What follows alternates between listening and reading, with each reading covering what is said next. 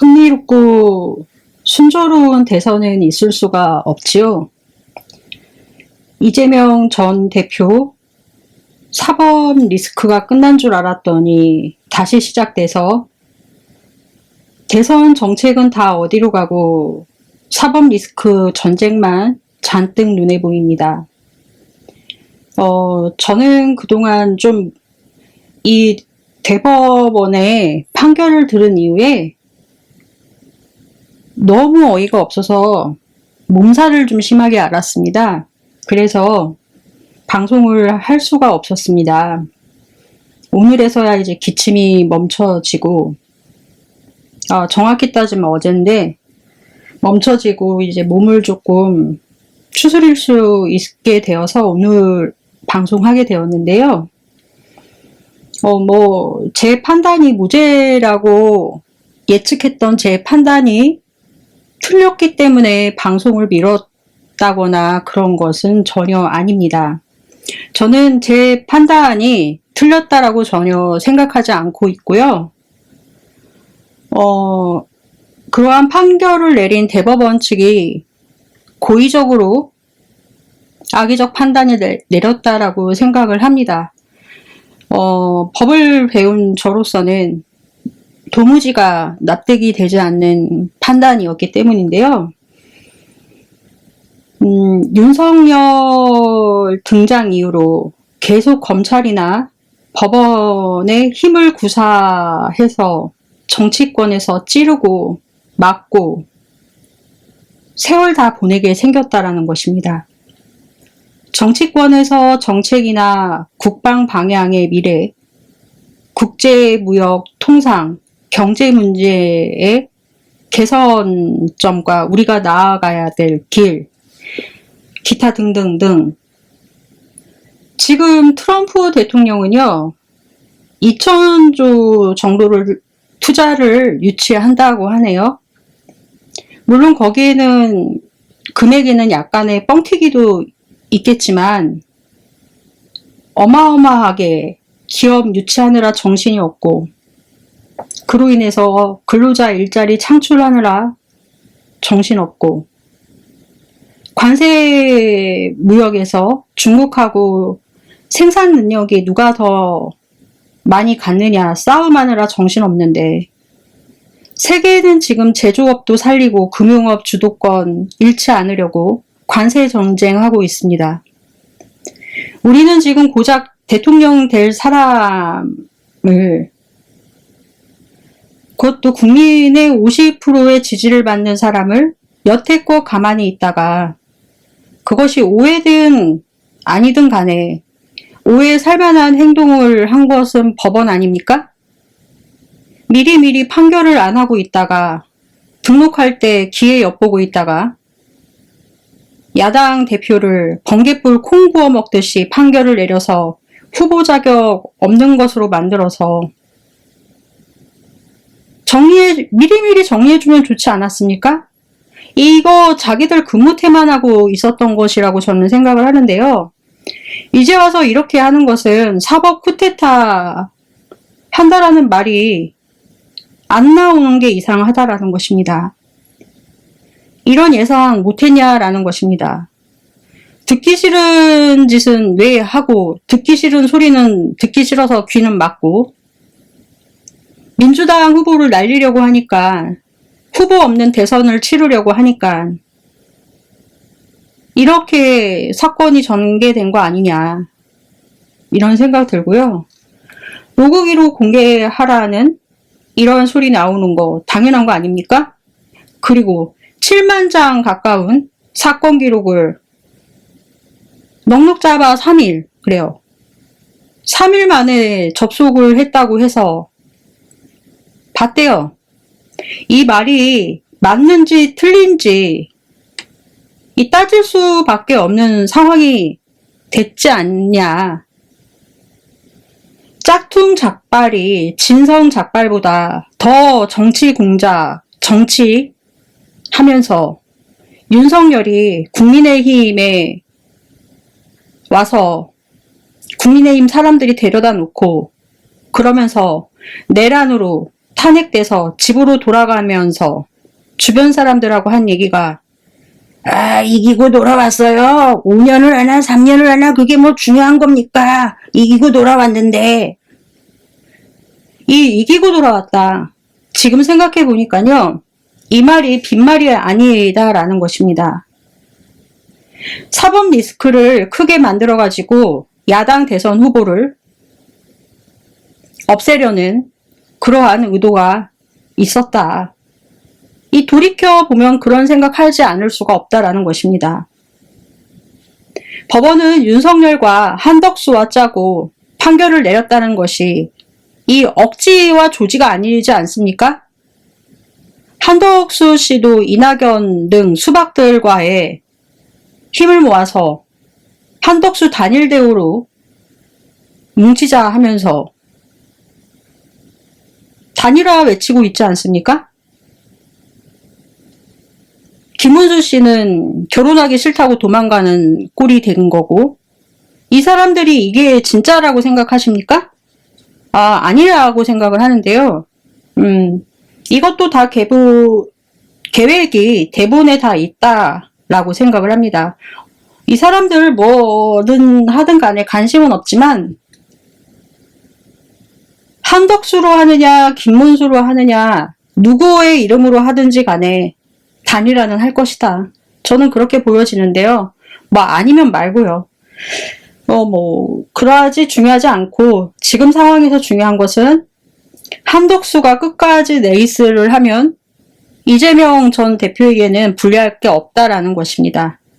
이 김문수나 국민의힘 지지자, 안철수, 홍준표, 이제 그 사람들을 지지했던 자들을 흡수할 수 있게 되기 때문이거든요. 모여지지 못한, 그러니까 김문수 씨 쪽으로 모여지지 못한 쪽을 한덕수 씨가 흡수할 수 있기 때문에 몰빵이 되지 않을 수 있다. 그래서 한덕수 씨가 지금 같은 상황에서는 완주만 한다는 것만으로도 이재명 전 대표에게는 유리하다. 자루 가나 뭐로 가나 이재명 전 대표에게는 유리하다라는 것입니다. 그래서 이 사람들의 움직임은 그다지 중요하지 않다라는 것이고요.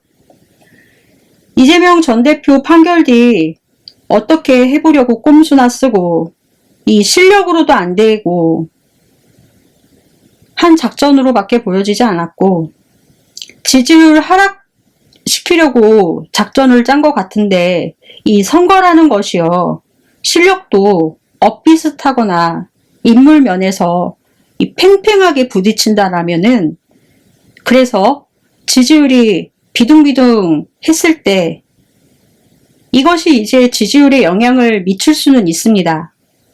그런데 지금처럼 월등하게 차이가 나 있는 상대 후보에 대해서는요, 지지율 하락이라는 것은 감언이설이다 라고밖에 말할 수 없다는 것이고, 한편으로는 또 헌법재판소와 대법원 간의 파워게임에서 헌법재판소가 파워가 센 상태로 있지 않습니까?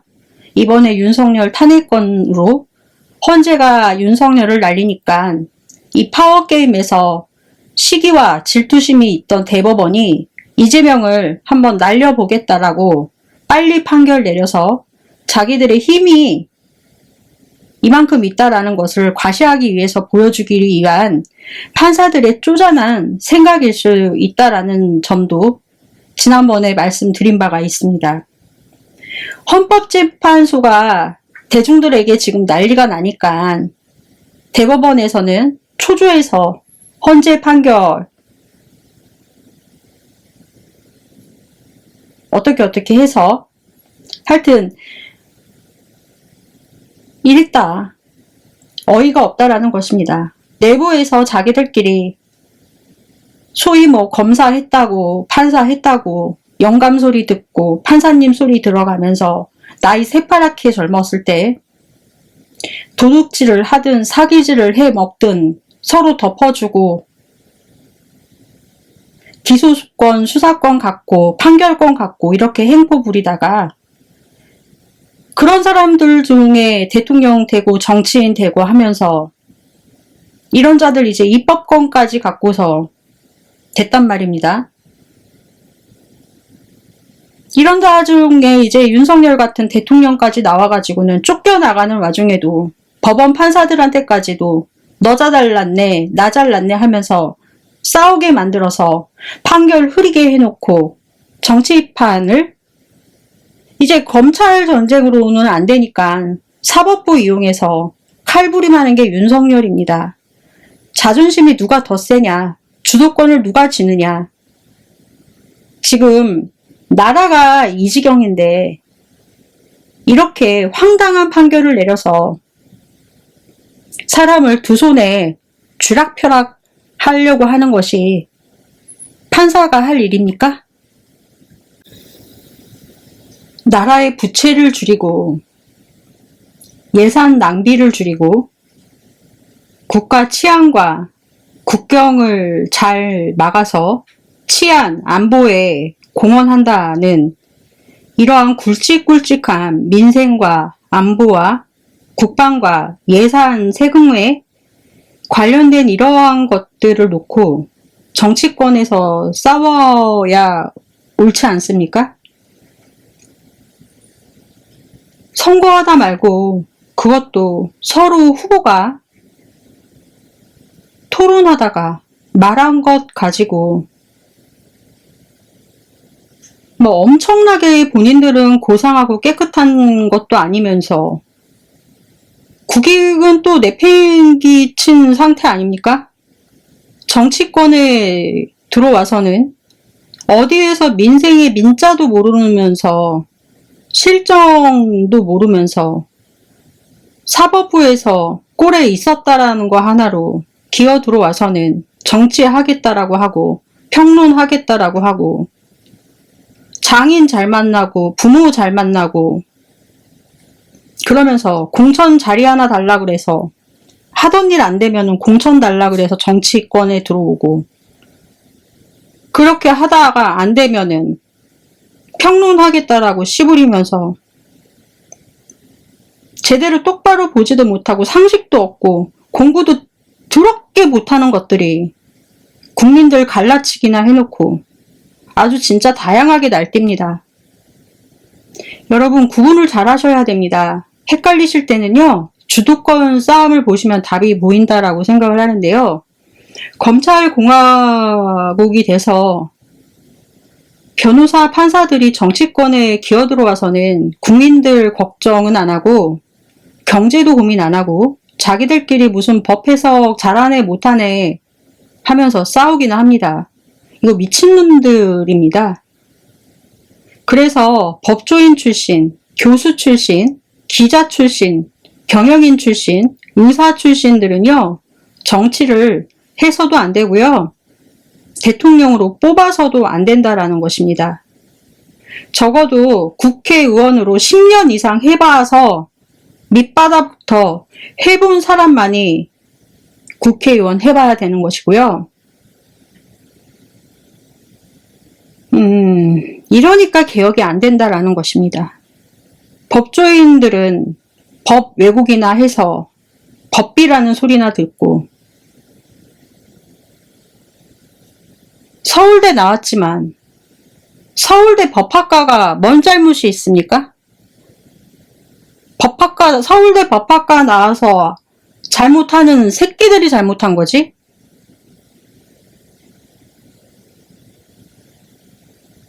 이 모든 정치를 장악을 해야지 모든 국면에서 손을 댈 수 있거든요. 그렇기 때문에 권력을 갖기 위해서 정치를 하는 것입니다. 3년 전에 선거에 낙선한 사람을 당선한 것처럼 당시에는 판결도 안 내리고 있다가 이제 와서 3년이 지난 다음 낙선자인 후보자인 사람을 후보자 박탈하는 것이 도대체 이게 맞습니까? 정신없는 놈들 아닙니까? 거짓말을 해서 낙선을 했다. 이 사람들아, 너희들이 그 말에서 거짓말했다라고 했잖아. 그래서 너희들 덕분에 낙선했다고. 이것들아, 너희들 때문에 뭘 좀 알아보시라고요. 그래서 누구들 때문에 3년 전에 떨어졌다고요, 이것들아. 이 님들아, 막말로 떨어진 놈을, 떨어진 것도, 참. 내가 말한 것으로 꼬투리 잡혀서, 떨어진 것도 억울해 죽겠는데, 떨어진 놈을 당선된 것처럼 언론이나 보도 등, 언론사에서도 이거 잘못한 거 아닙니까? 당신들 잘못은 싹 빠지고 조이대만 잘못했다라고 기사를 쓰고 있는데 이 당신들도 받아 썼잖아. 당신들이 보도 안 했으면 우리는 몰라. 그 사람들이 그렇게 말을 했어도 언론 보도들 니들이 더 나빠. 소문 확산시켜서 이재명 대표가 그때 떨어진 거 아니냐고 가짜 소문 퍼뜨려서 니들이 근원이야. 생각 있는 언론인? 생각 있어서 돈 받아 처먹었습니까? 시민들 후원금 공개하지도 못하고? 그건 말이 안 되는 것입니다. 본인들 먼저 각성하십시오. 이거 그리고 나서 다음 선거 때 낙선시킨다는 게 이게 말이 됩니까? 후보자 박탈시키는 게 말이 됩니까? 공소시효라는 게 있습니까? 공소시효. 633 원칙이라는 것은 낙선자를 두고 허위사실 공표로 하는 것이 아니라 당선자에게 적용되는 협의입니다. 낙선자에게 애시당초 적용해서는 안 된다라는 것입니다. 3년을 넘게 조사받게 하는 그것들 보도 어느 쪽에 중심도 잡지를 못해서 보도하는 사람들이 당신 언론들 아닙니까? 그래놓고서 무슨 의식 있는 언론이고 이제 와서 깨끗한 척해. 니들도 똑같아. 니들도 구독자 수 적은 유튜브 채널에 있는 거 베껴가지고 뉴스 보도나 하고 말이야. 야, 다 알고 있어.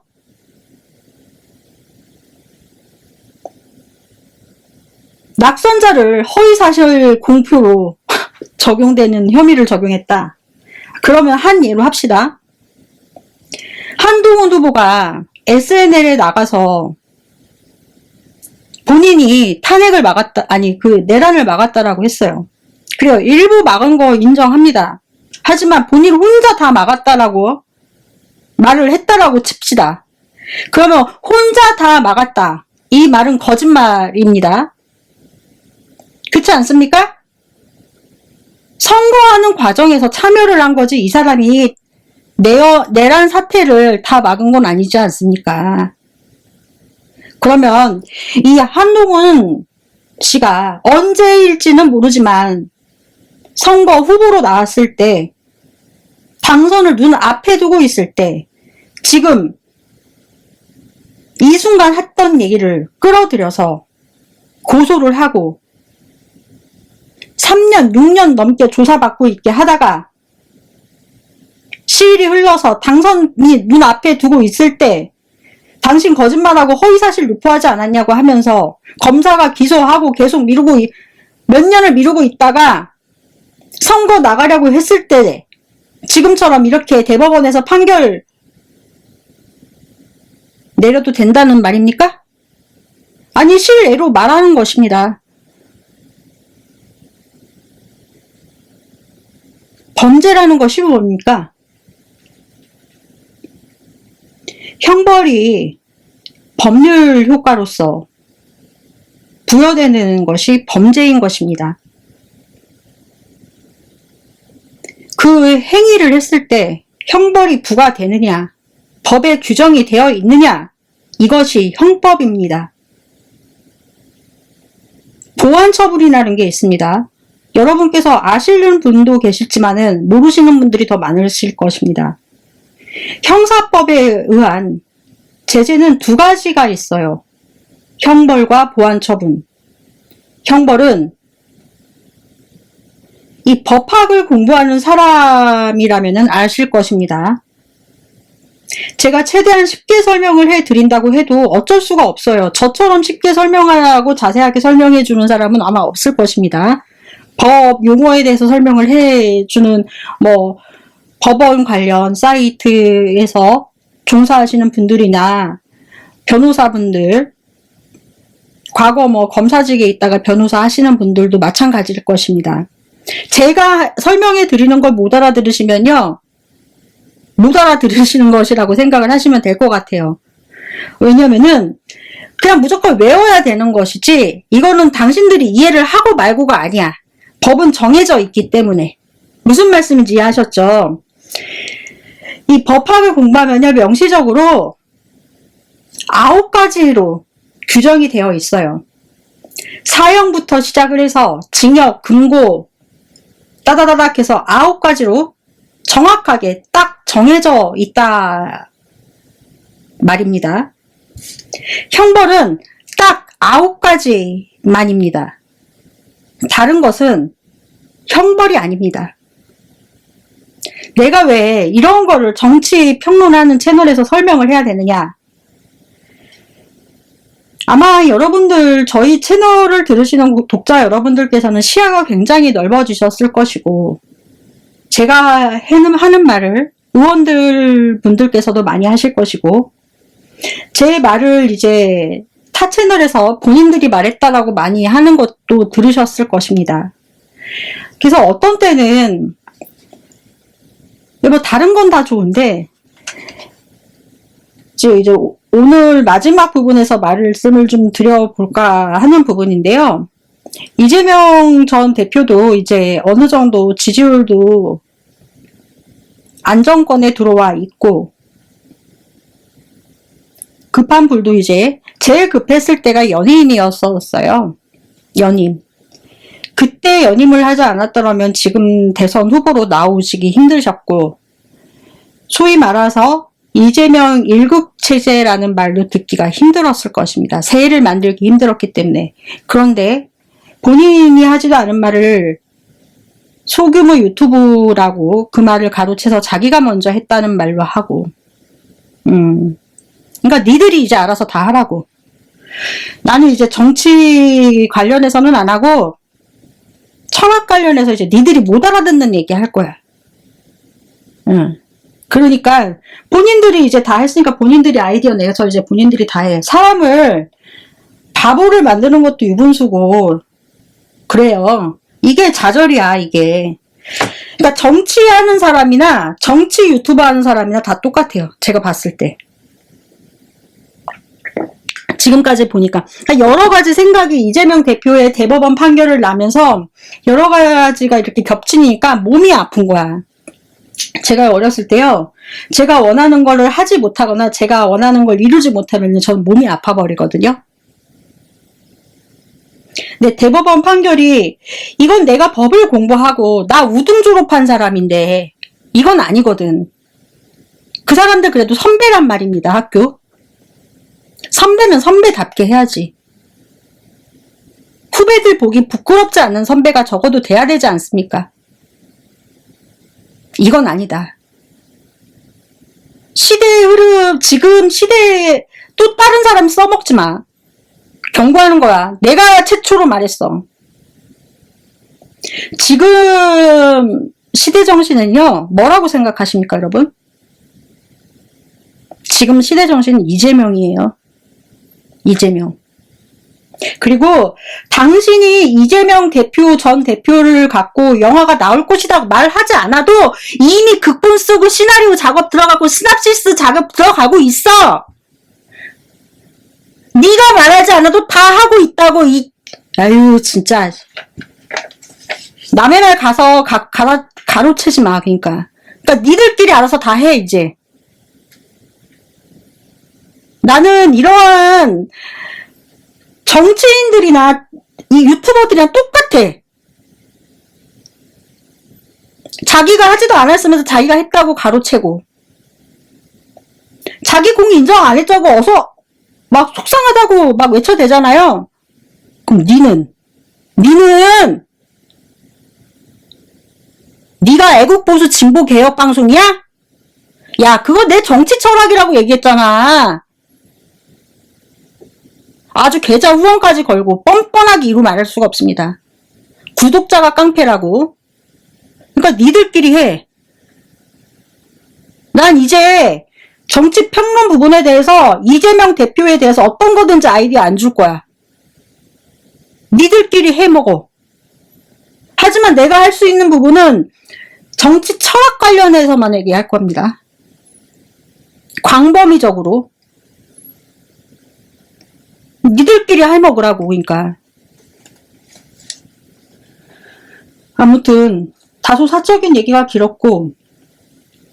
길었습니다. 아니, 화가 나지 않습니까? 저도. 재주는 곰이 부리고 돈은 누가 챙긴다고. 뭐 하는 겁니까 이거. 그만큼 그렇게 하지 말라 그랬는데도.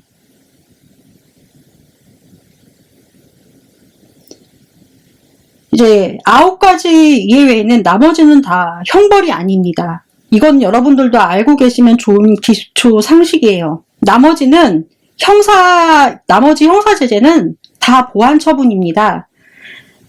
그러니까 여기에는 이제 보완 처분의 종류에는 전자발찌 같은 것이 이제 대표적입니다. 석방된 이후에 채웁니다. 형벌로 규정되어 있지는 않지만 범죄에 대한 그러한 대응, 처분으로 각 조항 이제 조치를 취하게 되어 있는데요. 전자발찌 이런 것들, 보호감호, 그러니까 치료감호, 보호관찰, 수령명령, 그러니까 수감명령, 봉사활동, 기타 등등 실제로 굉장히 많이 있어요. 그러면 이러한 보완 처분의 종류가 많게 된 이유는 무엇일까? 이유는요, 형벌이라는 것을 계속 늘릴 수가 없기 때문에 이렇게 정해 놓은 것입니다.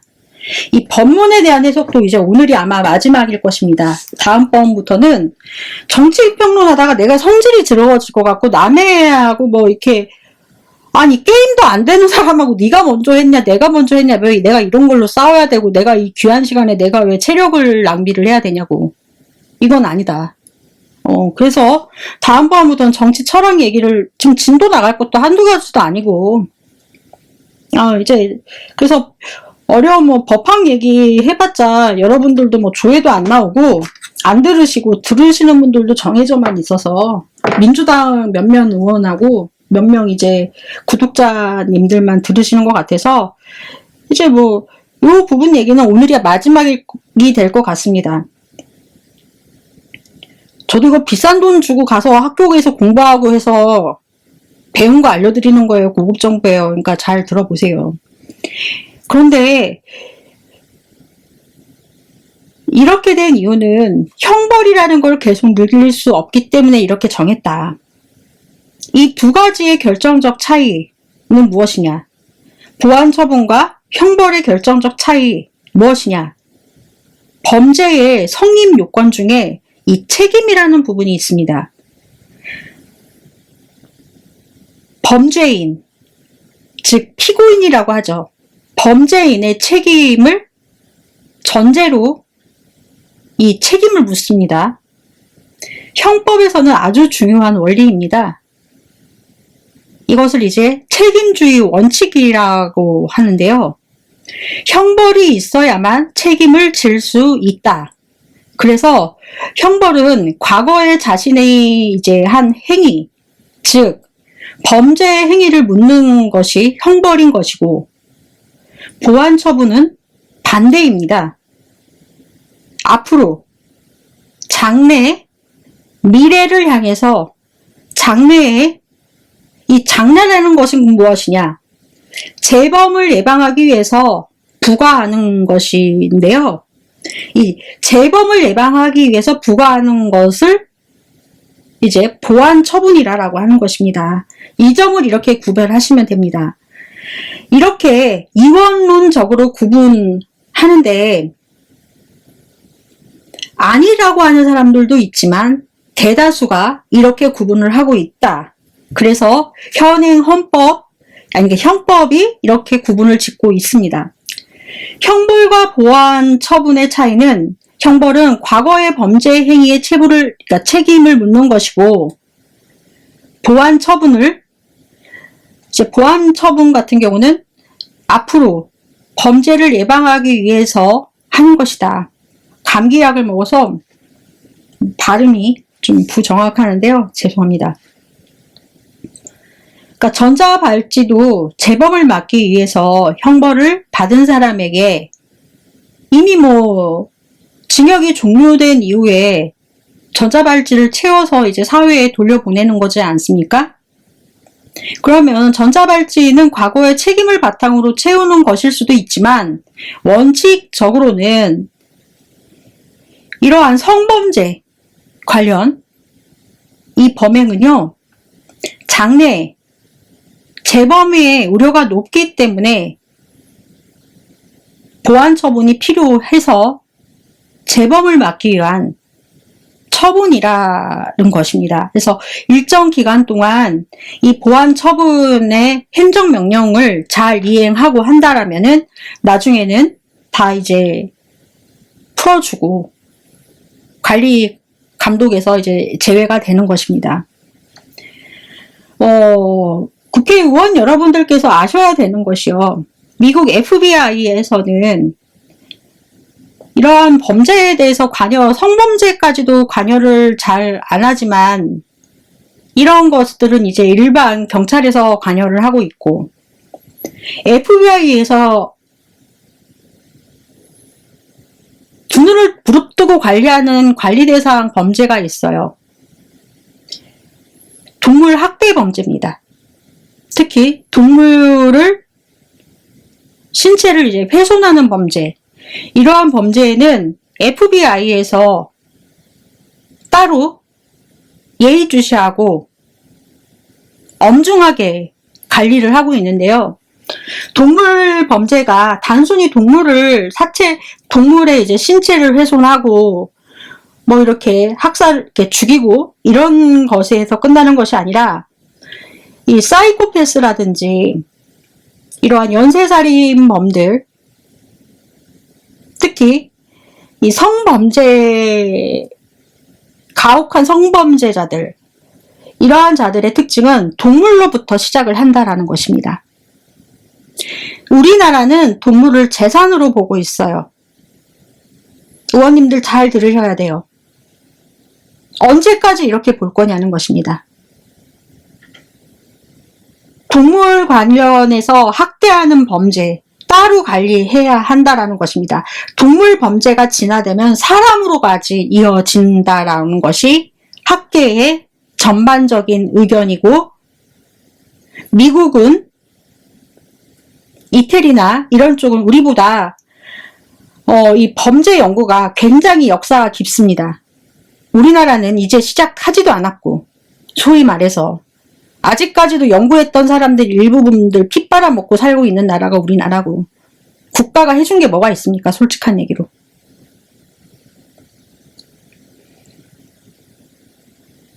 역사와 전통이 있는 범죄 연구가 체계적으로 이루어진 국가에서는요, 이 동물을 대상으로 하는 범죄자들을 예의주시해서 따로 관리 감독하고 있고, FBI가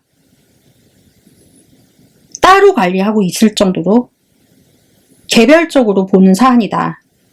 이 관련해서 최근에 들어서 고양이나 개를 학대하는 사건 굉장히 많습니다. 동물한테 그러는데 사람한테 안 그럴까?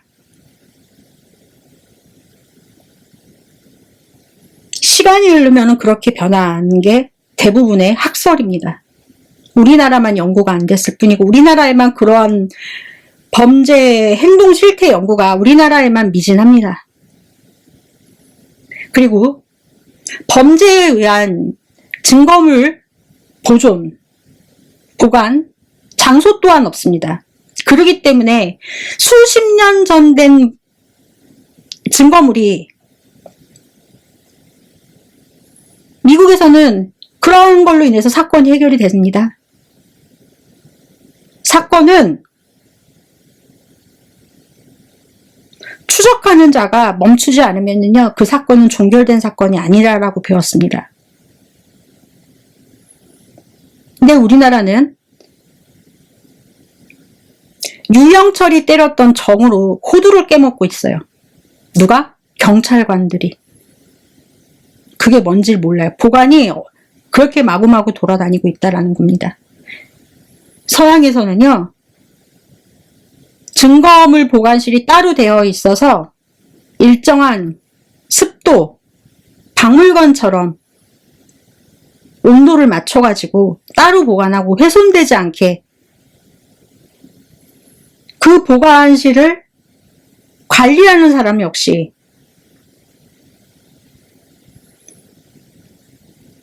사회 관련 박사는 기본이고, 아실 거예요, 여러분. 미국의 CSI에 들어가려면요, 박사는 3개를 갖고 있어야 돼요. 사회학은 기본이고, 의학 갖고 있고, 법률학 기본적으로 갖고 있으신 분들도 많고, 다 박사님이세요.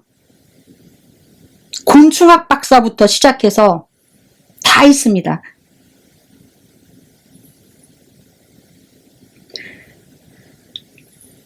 의학과 증언 문제도 그렇습니다. 다 레지던트가 되는 것은 아니거든요.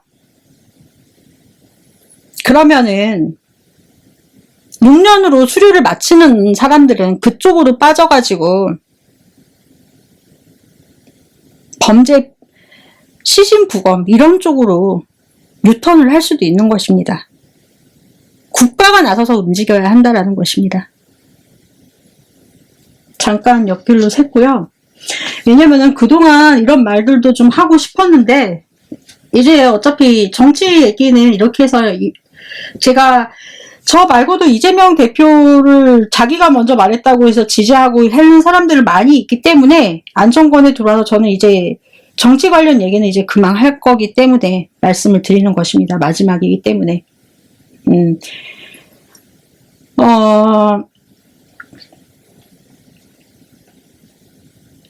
장래에 재범을 위해서 재범을 막기 위한 처분이다라고도 말씀드렸고,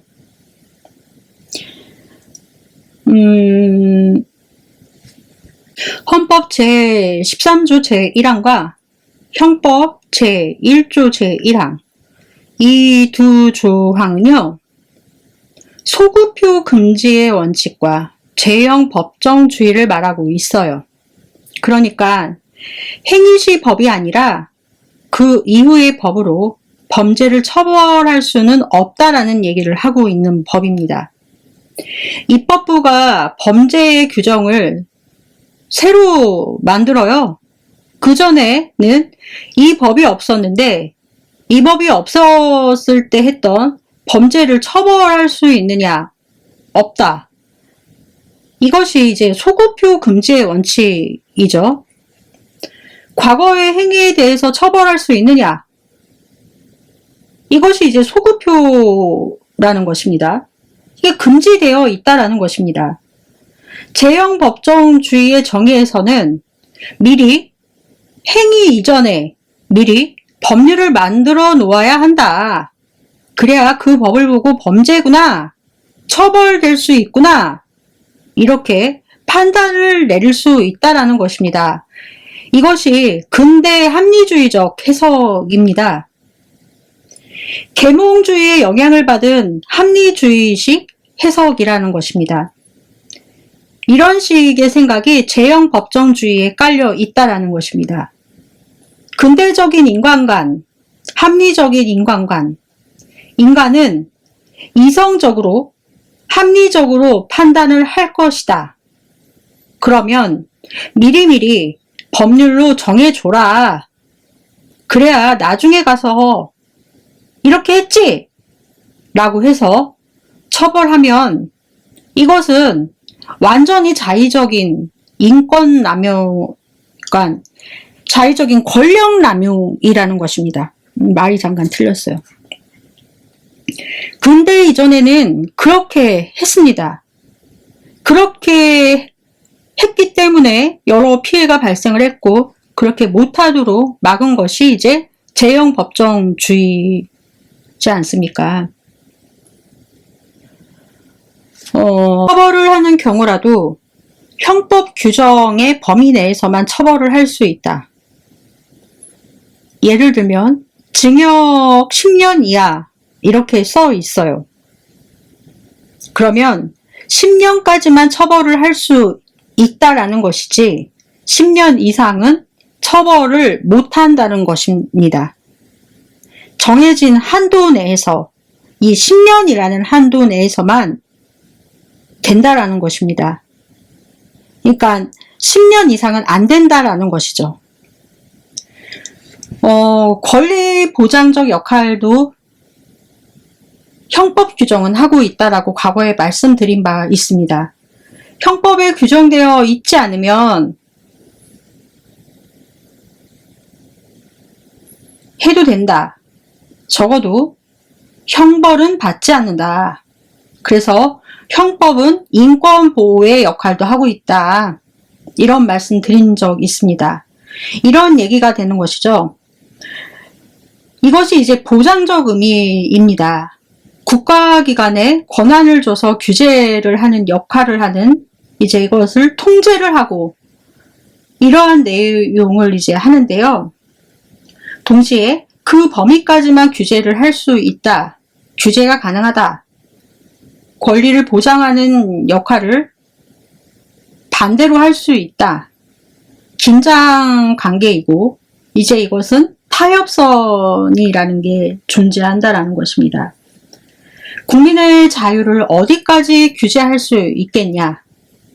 그리고 보장할 수 있겠냐? 그러니까 이 선이 절충선이 있어요.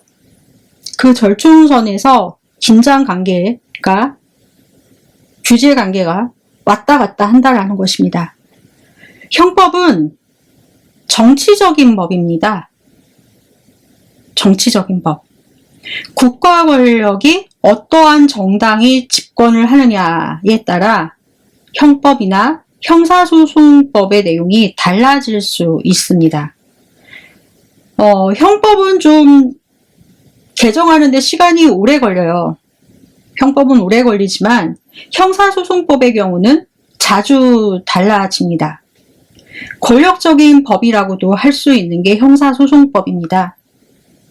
전에도 말씀드린 바 있습니다.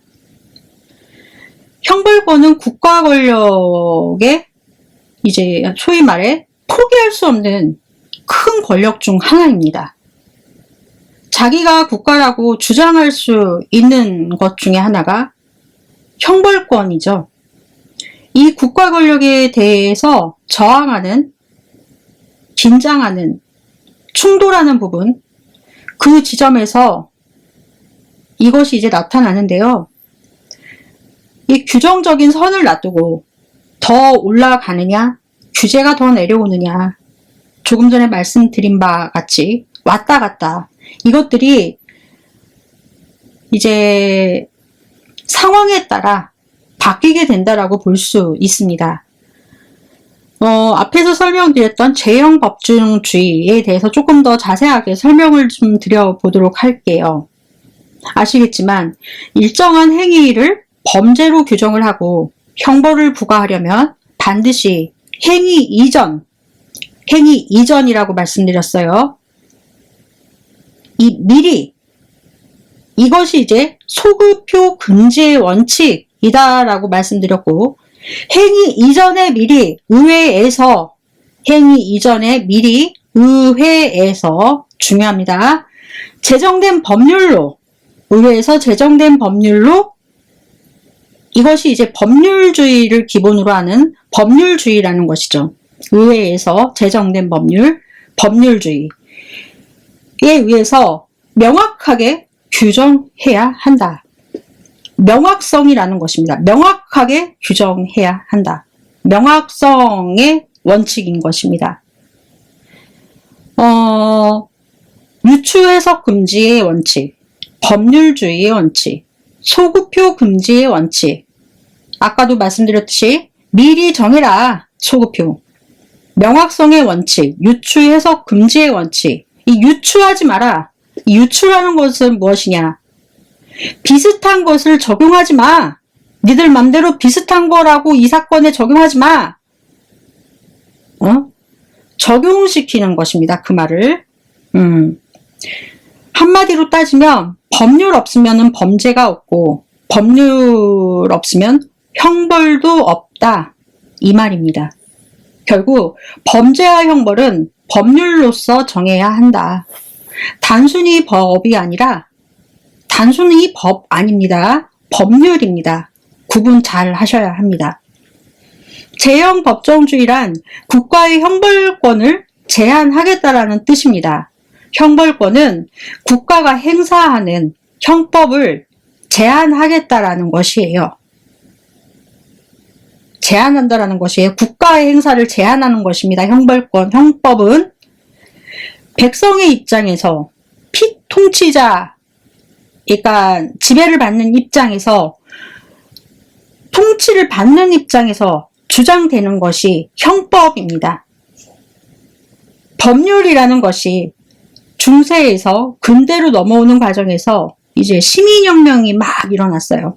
피해혁명. 제3계급이라고 부르는 왕족, 평민이죠. 이것이 이제 시민이라고 부르게 되었고, 이 시민이라는 단어가 서양의 용어로 표현을 하자면 부르주아죠. 부르주아. 시민 계급이 왕을 이제 권력에서 끌어내리고 피를 흘리면서 싸워서 권력을 쟁취했습니다. 시민들이 그러면서 만든 것이 의회입니다. 시민들을 그리고 대표하는 시민들이 가장 큰 권력을 차지한 곳이 의회입니다. 집단 장소가 의회예요. 시민들의 가장 큰 권력 장소. 그래서 이러한 의회가 법률로 제정을 한다. 법률은 의회에서만 제정할 수 있다. 왕이 제정하는 것도 아니고 귀족들이 제정하는 것도 아니고 이것은 그 법률이 제정하는 것은 의회가 갖는다. 법률 제정은 의회만 갖는다. 권한을 의회가 갖는다. 그러므로 의회가 갖는 그 권한, 법을 만드는 권한, 그 법을 통해서 통치해라, 니들은. 이것이 법치주의입니다. 법률을 통해서만 통치해라. 이 말의 뜻은 시민 계급의 동의를 얻어서 해! 니들 맘대로 하지 마. 법률을 통해서 하라는 얘기입니다. 시민 계급이 제정하겠다라는 얘기입니다. 법률을 통해서 하라는 얘기는 통치자와 피통치자가 같아지는 개념입니다. 수평적 관계입니다. 이것이 민주주의의 시작이고 민주주의입니다. 법률이란 의회를 통해서 제정을 해. 니들 맘대로 왕이 제정하고 니들이 제정하는 것이 아니야. 의회를 통해서 제정을 해. 이것이 근대 법치 국가의 기초이고 근대 법치 국가라고 할 수 있고 형법의 기본 원리입니다. 넓은 의미에서의 법을 볼 때는 제일 위에 있는 것은 이제 헌법이라는 것이 있고 그 아래에는 법률이 있어요. 그리고 명령이라는 것이 있고 규칙이 있고 조례, 이렇게 법에는 위계가 있습니다. 한동훈이 규칙을 만들어서 규칙 만들고 명령을 만들었지 않습니까? 법무부 명령.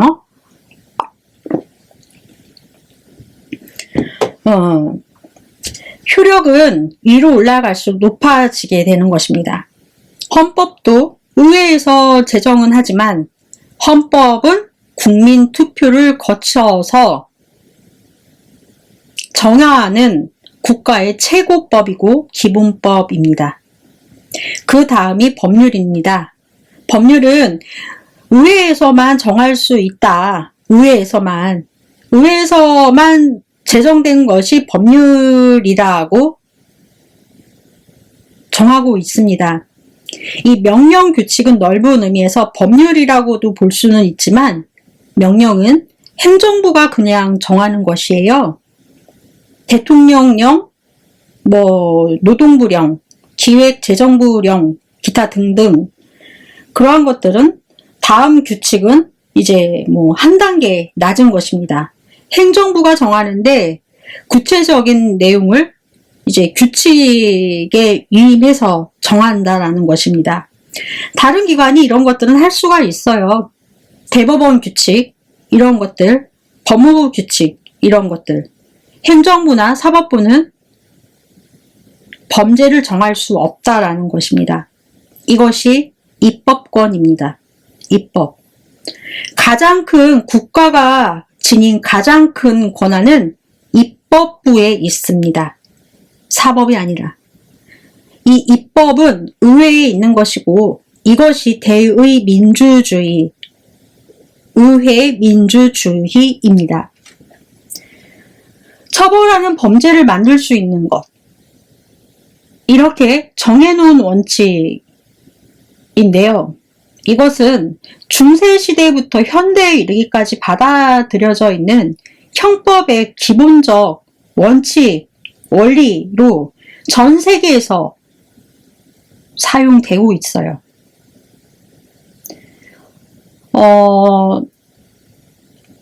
형법 제12조 1항 법률과 적법한 절차에 의하지 아니하고는 처벌, 보완처분 또는 강제노역을 받지 않는다.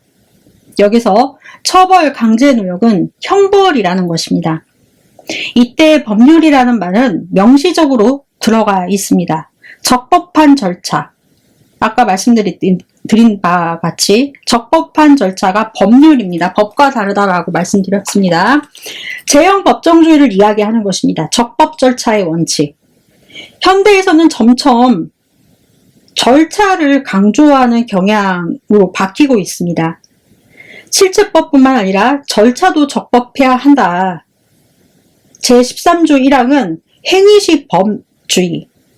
형법은 행위의 법의 원칙이다. 이때 말하는 행위라는 것은 무엇이냐? 범죄 행위 시에만 그 효력이 있는 그 법. 그러니까 법이 바꾸었을 때 어떻게 해야 하느냐?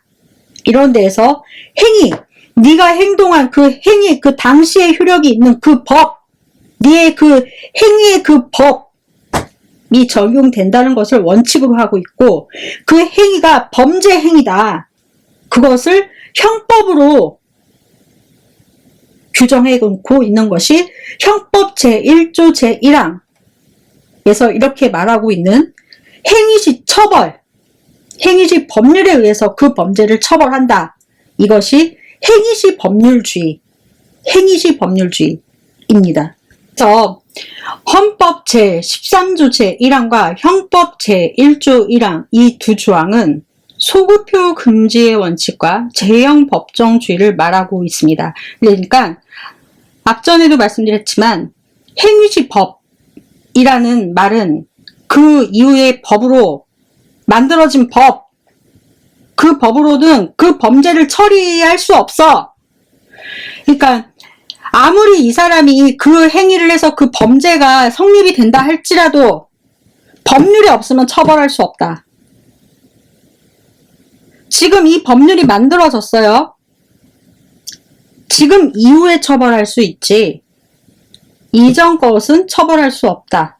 이것은 입법부가 범죄의 규정을 만들 수 있다라는 것입니다. 그 전에 이 법이 없었어. 이 법이 없었을 때 했던 범죄를 처벌할 수 있느냐? 없다라는 것입니다. 없다라는 것입니다. 소급표 금지의 원칙.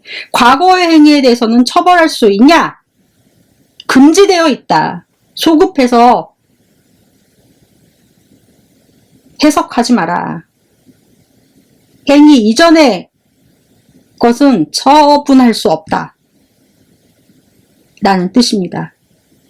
그렇기 때문에 대통령 관련해서 그 법률도 마찬가지라고 저는 생각을 합니다. 그게 통상적인 것이고 그것이 근대 합리주의적 해석 방법이다라고 말씀드릴 수 있는 것이고, 어떠한, 저는 모르겠어요. 이재명 대표를 지지하고 이제 이재명 후보님이죠. 이것을 한 사람으로, 이재명 대표뿐만이 아니라 저는 법을 공부한 저로서는요, 한 사람을 위한 법의 개정, 온당하지 않다라고 저는 생각을 합니다. 이것은 아니다. 이것은 아니다. 규정을 명확하게 해야 될 필요는 있죠. 하지만 상대편이 보았을 때 한 사람을 위한 법의 개정? 아니다. 라고 생각을 하고 굉장히 실망했습니다. 솔직히. 그리고 지금은 잘할 수 있어도 나중에 어떠한 마음으로 어떻게 바뀔지 모르는 게 사람의 마음입니다. 그 사람의 마음을 당신들이 장담할 수 있는 것은 아닙니다. 뭐 이재명 후보는 안 그렇다. 안 그러야지요. 당연히. 안 그렇기를 바라야 되는 것이고, 사람이라는 게요, 권력을 잡잖아요. 트럼프가 그렇게 돈이 많은데도 권력 잡으려고 하잖아요. 이유는 뭘까요? 잘 생각해 보시길 바랍니다. 조희대 판사는 공무원의 중립적인, 그러니까 정치적 중립성을 담보하기 위해서 공무원법, 이 적용받는 공무원 아닙니까? 판사도? 이 정치적 중립성을 담보하기 위해서 공무원, 국가공무원법 제65조와 지방공무원법 제57조에 명시되어 있어요. 이게 무엇이냐? 공무원의 정치 운동을 상당히 포괄적으로 금지하고 있습니다. 즉, 공무원은 정당이나 그 밖의 정치단체를 결성할 수도 없고, 할 수도 없고, 선거에서 특정 정당 또는 특정인을 지지 또는 반대하기 위한 행위를 해서는 아니해야 한다. 조희대 판사, 정치적 중립성을 담보받는 공무원 아닙니까? 법을 지켜야 할 대법관이 이 법을 어기신 거 아닙니까? 법을 어기신 거 아닙니까? 그리고 선거제도란 뭐라고 생각하세요, 여러분? 선거제도. 선거란 뭐라고 생각하십니까? 법학에서 배우는 선거는 규정되어 있어요. 유권자의 합의에 의해서 정치를 실현하기 위하여 유권자들인 국민의 혹은 중위인들이 자신들을 대표한 대의관을 선출하는 행위다. 이렇게 명시되어 있습니다.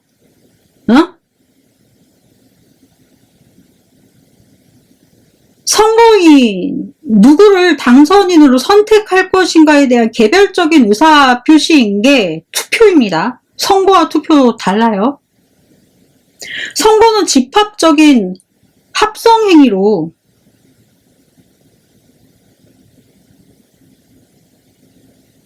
통합적인 행위적 성질을 갖고 있습니다. 합동적인 행위 성격을 갖고 있고, 그 정치적 기능으로 집행부, 입법부 교체, 민의에 의한 정칭, 국민 주권 실현 등 들 수 있어요.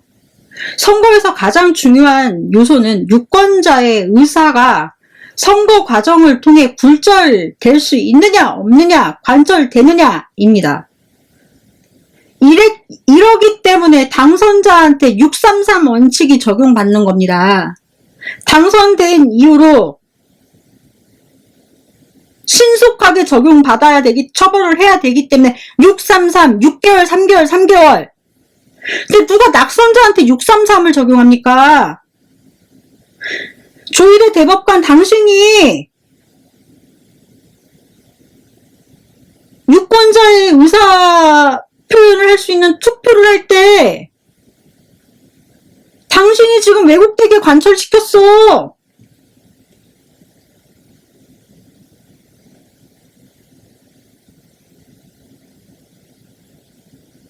그리고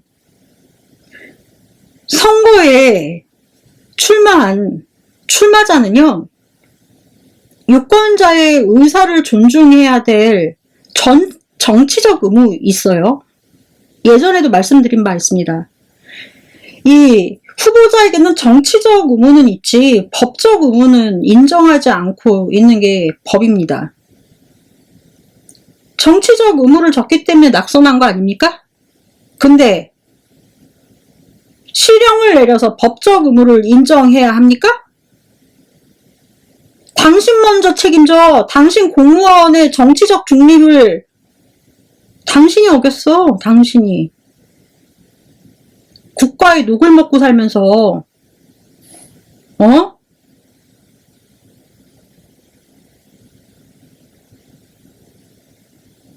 조희대 판사님,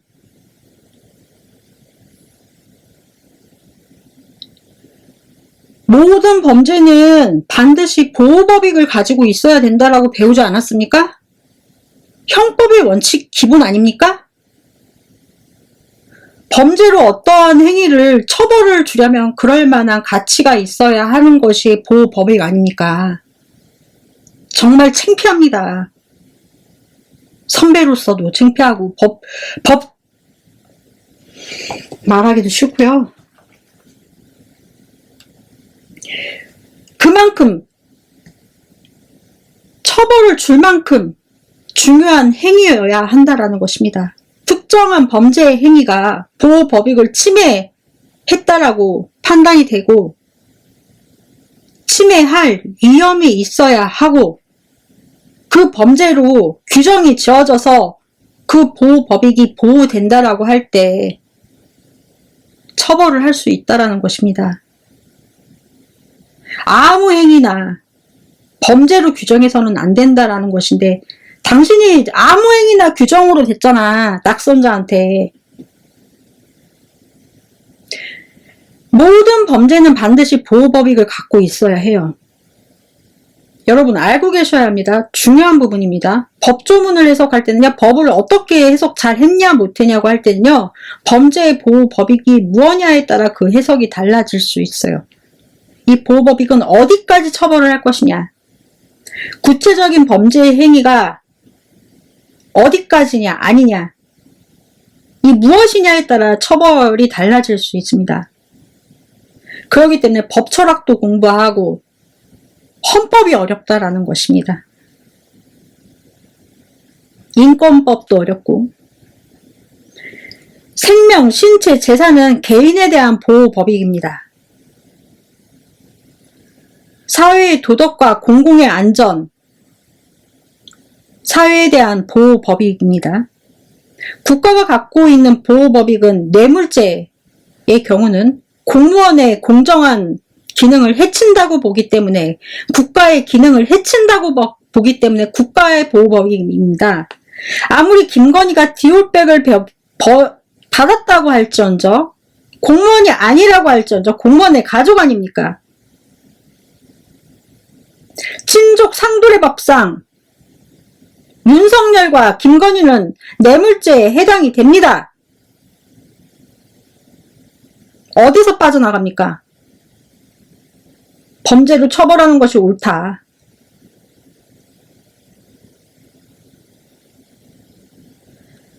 살인죄의 경우는 사람의 생명을 보호하기 때문에 범죄로 처벌을 하는 것입니다. 김건희는 윤석열이라는 사람으로 인해서 뇌물을 받았기 때문에 그 사람으로 인해서 그 한 사람한테 그 디올백을 준 것이지 김건희가 윤석열이 아니었으면 그 디올백을 받을 자격이 있습니까? 보호법익 안에 들어간다라는 것입니다. 어디서 개소리야? 내가 특검이라면 난 이렇게 처벌할 겁니다. 어? 김건희 당신 나 안 만나는 거 다행인 줄 알아. 모르지 또 내가 나중에 들어갈지 안 들어갈지는.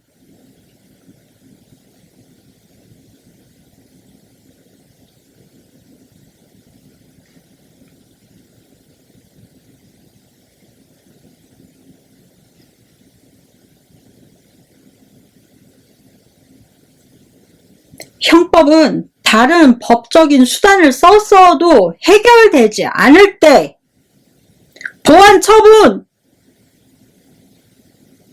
장래에 이재명 전 대표가 장래에 허위사실 유포했습니까?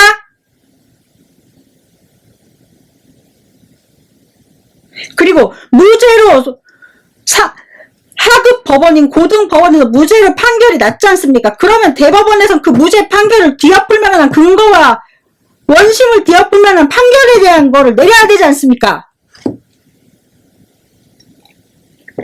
당신들 내렸어? 안 내렸잖아!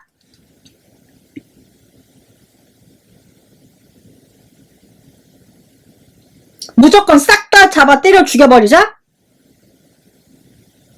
범죄가 많아져서 국가에 그렇게 범죄가 나타나기 시작하잖아요? 국가가 나서서 처벌해야 될 일이 많아진다라는 것입니다. 될 수 있으면 하지 말아야 될 것으로 성립돼서 개인이 알아서 해라, 도덕적으로. 국가는 나서서 하지 않겠다. 그런데 국가가 나서서 도덕을 강조하려고 하고 자기는 하나도 도덕적이지도 않으면서 손바닥으로 네 콧구멍을 가려! 내가 하면 로맨스, 남이 하면 불륜이야? 어디서 배워먹지 못한 짓을 여기서 와서 해? 법 조금 아는 게 전리품이야? 당신만큼 다 알아!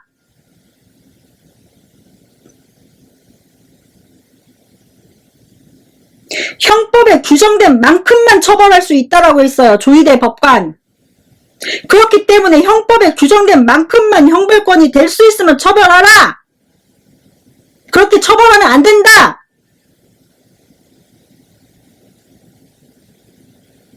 다시 재형법정주의 처음부터 다시 배우십시오. 조희대 대법관은. 법전은 인민의 바이블이라고 했습니다. 자유의 바이블. 자유를 보장해주는 바이블은 성경입니다. 경전이고 원칙입니다. 법전은 자유를 규제하는 것처럼 보이지만 그 기능 중 하나는 자유를 보장하는 것이지 그 규제를 통해서 자유를 억제하는 것이 아닙니다. 형법상에 범죄로 규정되어 있지 않으면 처벌할 수 없습니다. 아무리 국가 권력이 세다 할지라도 처벌할 수 없습니다.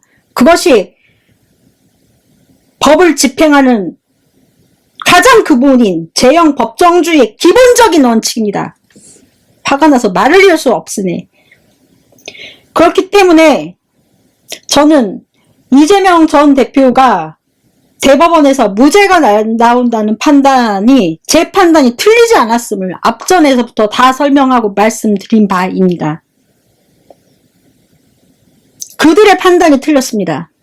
저는 제 판단이 틀리지 않았고 판단이 틀렸기 때문에 창피해서 시간을 회피하면서 방송을 늦게 한 것도 아니고 어처구니가 없는 선배들의 행위를 보고서 답답했기 때문에 몸져 알아 누웠고 남이 한 것을 자기가 먼저 했다라고 가로채는 그러한 정치 유튜버들의 행위를 그동안 쫙 봐오면서 정치 철학만 하겠다라는 굳은 의지를 드러냈고 이재명 대표에게 한편으로 실망한 것은 한 사람 민주당과 이재명을 저도 지지하지만 저보다 뜨겁게 사랑합니까 이재명을? 아니지 않습니까? 사랑을 어떻게 증명하실 겁니까? 한 사람을 위해서 법을 바꾼다. 말이 안 됩니다. 그리고 재판관들을 탄핵에 반대한다는 의원들을 명단을 공개하라고 말씀하신 분들 민주당은 중도 보수 정당이다라고 말씀드렸습니다. 민주당 내부에는 진보도 있고 중도도 있고 보수도 있습니다. 세 가지 의견을 절충하는 것입니다. 누가 누구를 공격해요? 그 중에 의견을 따져서 합리적인 거를 따지는 것입니다. 과거에 민주당에 치여서 그런 마음은 이해하지만 지금은 아니라고 옛날부터 말씀드리지 않았습니까? 적당히 해야지 말이죠.